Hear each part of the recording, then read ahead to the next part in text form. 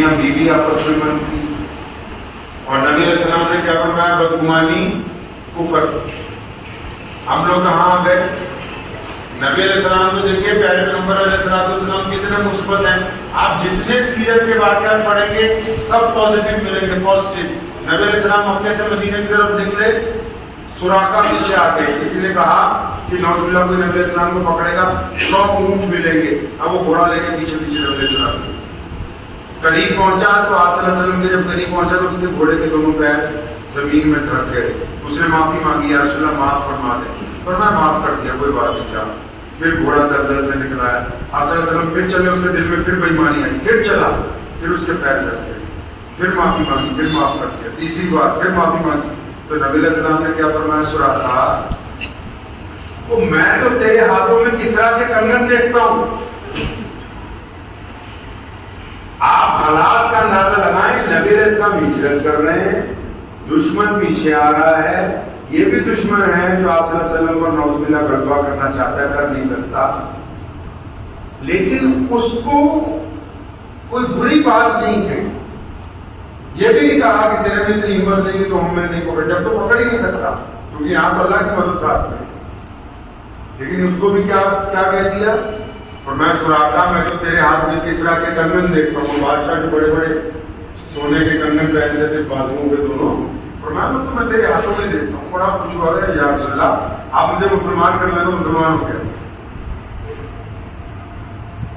حضور صلی اللہ علیہ وسلم کی حیات ظاہری سے پردہ ہو گیا. حضرت ابوبکر کی خلافت آئی, پردہ فرما گئے. سراقہ 90 سال کے ہو گئے. تو کسی نے آگے کہنا ابا پتہ نہیں کب جاگ نکل جائے, اور میں نہیں, ادھر موت کا فرشتہ نہیں آئے گا. سراقہ رضی اللہ عنہ کیا فرماتے تھے؟ ادھر نہیں آنا موت کا فرشتہ. اور کیوں نہیں آنا؟ فرمایا جب تک کنگن نہیں آتے تب تک نہیں آئے. حضرت عمر رضی اللہ عنہ کے دور میں کسرا فتح ہو گیا, بادشاہ کو کنگن اتروائے سیدنا خالد مدینے میں. حضرت عمر رضی اللہ عنہ ان کے پوتے کو بلا لیا, اپنے دادا کو بلا, بہت بوڑھے چل پھر نہیں سکتے. فرمایا بس کان میں جا کے کہنا کنگن آ گئے. لیکن اس میں یہ دیکھیے کہ نبی علیہ السلام مثبت کتنے, پازیٹیو کتنے. جنگ خندق کے موقع پہ خندق کھود رہے ہیں, اور اس کے پس منظر پہ جائیے, گرمی ہے, دھوپ ہے, سختی ہے, اور کھانے پینے کے لیے کچھ نہیں. قحط پڑا ہوا ہے مدینے میں, ایک کھجور 4 لوگوں کو دیتے. پتہ نہیں کس طرح سیرت پڑھ رہے ہیں تو سمجھ ہی نہیں آ رہی بات. ایک کھجور 4 لوگوں کو دے رہے ہیں. خندق اس لیے کھود رہے ہیں کہ دشمن ہم پہ غلبہ نہ کرے. خندق کھودتے کھودتے ایک پتھر بہت بڑا بیچ میں آ گیا, ٹوٹ نہیں رہا 2 دن سے. صحابہ نے نبی علیہ السلام کو بتایا, یا رسول اللہ یہ پتھر نہیں ٹوٹتا. تو آپ علیہ السلام وہاں پہنچے, یہ نہیں کہا جلدی کرو, دیر سے بتایا اس کو ٹوٹ جانا چاہیے, یہاں سے دشمن آ سکتا ہے. نہیں, نبی علیہ السلام نے خود ہتھوڑا پکڑا, اس پر ایک ضرب ماری. جب اس میں دراڑ پیدا ہوئی تو جو قریب میں صحابی کھڑے تھے ان کو فرمایا میرے اللہ نے فارس کی چابیاں ہمیں عطا فرمائیں. حالات کو دیکھیے. بہت سارے لوگ میں دیکھتا ہوں بار بار مجھے حالات ایسے, حالات کچھ نہیں. آپ کی ذہنیت کیسی ہے؟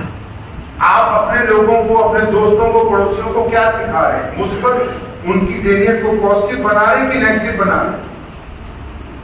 دوسرا بڑا ہمارا پتھر ٹوٹ گیا, فرمایا اللہ تعالیٰ نے کیسر و کسرا کی چابیاں بھی مجھے ایسے وقت میں خوشخبری سنا رہے ہیں جب یہ مسئلہ کھڑا ہوا بھی جلدی جلدی خندق کیسے تجھے, تو یہ نہیں کہہ رہے بھی جلدی کر لو, فٹافٹ کر لو, دشمن نہ آ جائے. مطلب ڈرا نہیں رہے, خوشخبری سنا رہے.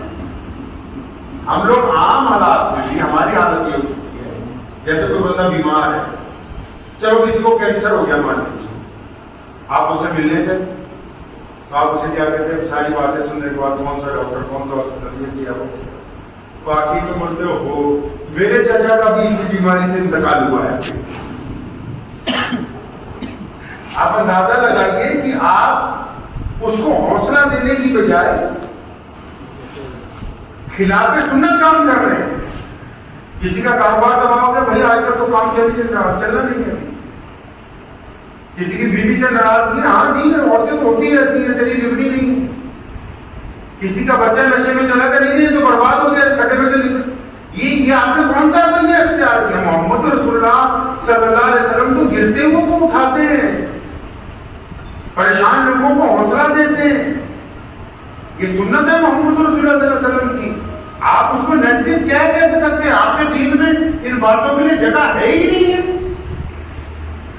آپ کوئی کینسر کا مریض لے لیجیے اور 50 بندے تیار کر لیجیے، اس کے ڈاکٹروں کو بھی بتا دیجیے، آپ 6 مہینے تجربہ کر لیجیے. بس اس کو ارے 2 دن بعد اچانک کوئی مل جائے تو یہ کہتے ہیں کہ آپ کل سے آ جائیں.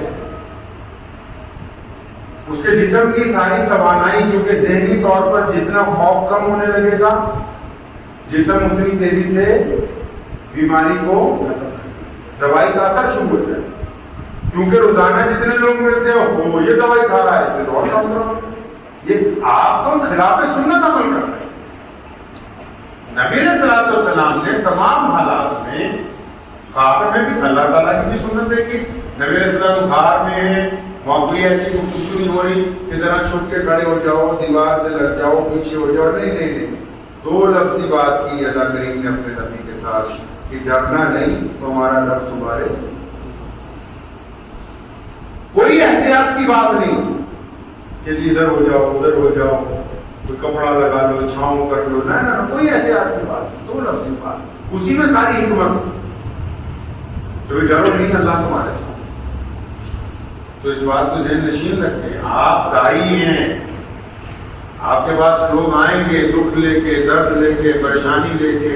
خوشی کے موقع پہ آپ نے جب بھی گفتگو کرنی ہے، جب بھی رائے قائم کرنی ہے، جب بھی کسی کے متعلق کچھ کہنا ہے، تو میرے پیغمبر علیہ الصلوۃ والسلام کا یہ طریقہ کار ہے کہ آپ صلی اللہ علیہ وسلم مثبت بات کرتے ہیں، منفی بات اس حد